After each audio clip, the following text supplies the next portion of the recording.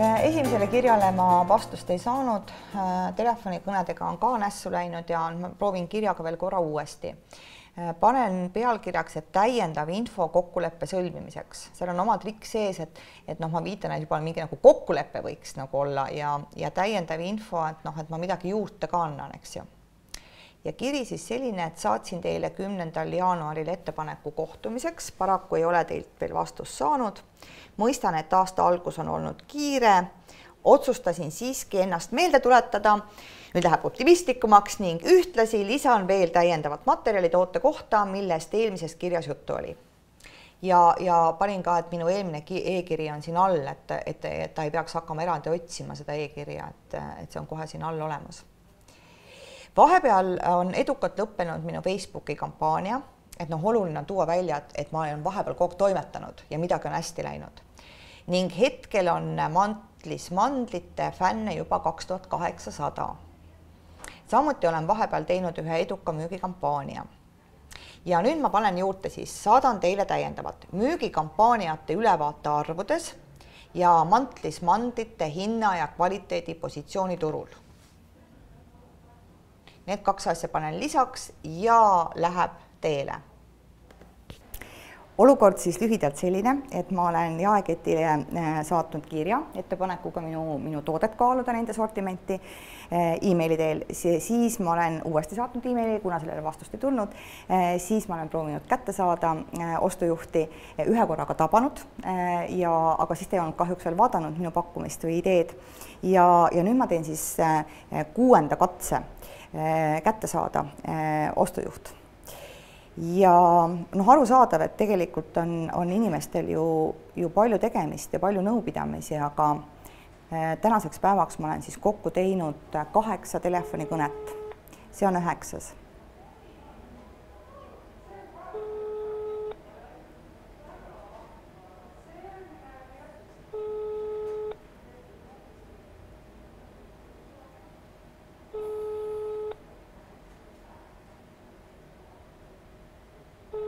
Tundub, et mul tuleb mõelda välja uus strateegia.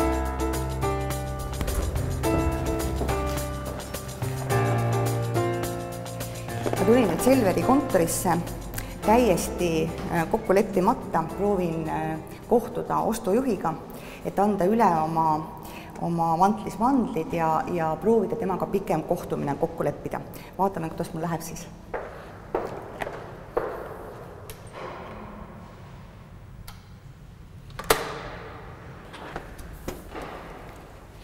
Tere!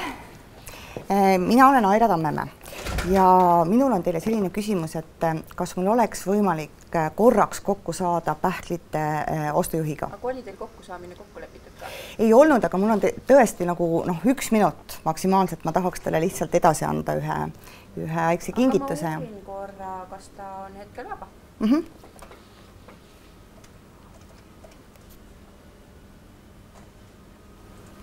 Mis ettevõttes te olete? Mina olen Pähkel OÜ.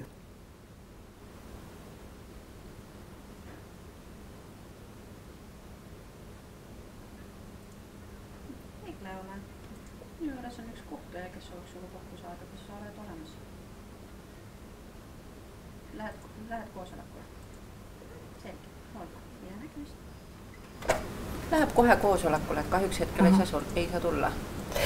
Aga mina olen valmis põhimõtteliselt siin ootama, et... Aga teil on näiteks võimalus need näidised meile jätta ja ma annan teile tema kontaktid, et saate ise hiljem temaga ühendust võtta. No muidugi see on võimalus, aga mul oleks olnud nii hea meel korraks kas või tere öelda ja silma vaadata inimesele, et... Saadav, aga ma ei oska hetkel öelda teile kahjuks, kui kaua see koosolek kestab talle, et see on tavapäraselt kuskil tund-paar. See on üpriski pikk aeg ikkagi. Aga mis me siis teeme, kas me äkki võime mingil muul ajal tulla, kui te teate, et... Aga kui ma annan teile kontaktid, siis te saate ise kokku leppida kohtumise temaga. Ja kui teil on kokku lepitud kokkusaamine, siis saate tulla ja vestelda temaga pikemalt. Aga kas ma palun saaksin siis kontaktid, et... Ja on mul võimalik jätta ka väike kingitus siia tema jaoks? Te võite jätta näidised näiteks siia, et siis saab neid juba üle vaadata, kui te olete temaga ühendust võtnud. No nii, ega mul ei õnnestunud otseselt kokku saada, nagu kuulda oli, aga vähemalt ma tohin jätta oma väikese kingituse ja ma saan konkreetse inimese nime ja ma saan tema telefoninumbri, et äkki läheb siis asi edasi.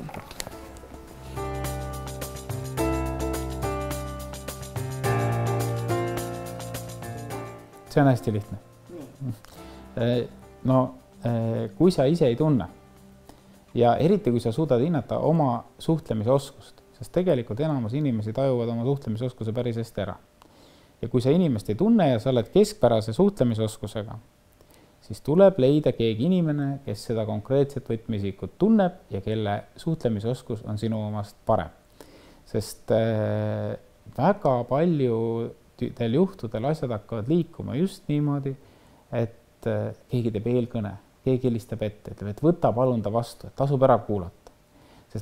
Sest näiteks ütleme, võtmeisikutel on ju selline asi, et kui sul tuleb näiteks 100 või 200 meili päevas ja millest 50 on rämpspost, siis ma arvan, et veel teine 50 on selliseid, mis mulle tundub, et rämpspost, aga ei pruugi seda olla.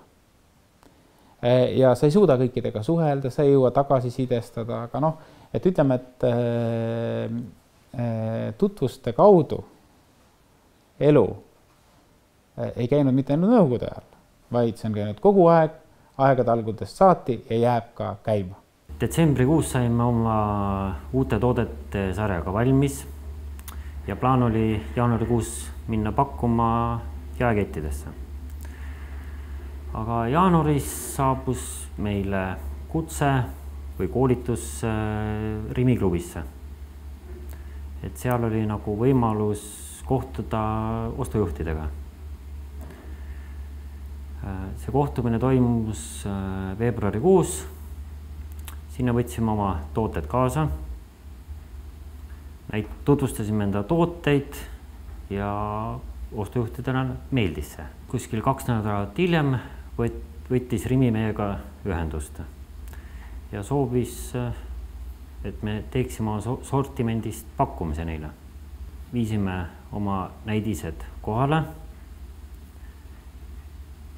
ja see võttis umbes võib-olla 2 kuud võttis aega, kui Rimist tuli vastus,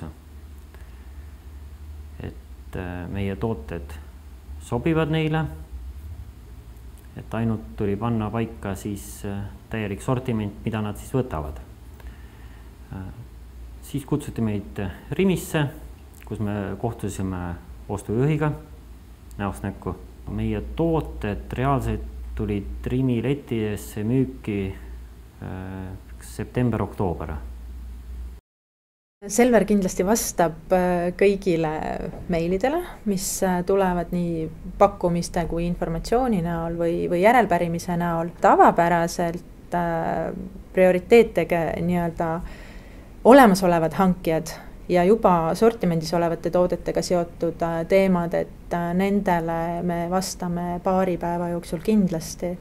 Kuid kui tegemist on uue hankijaga, uue informatsiooniga meie jaoks, siis see võtab natukene rohkem aega.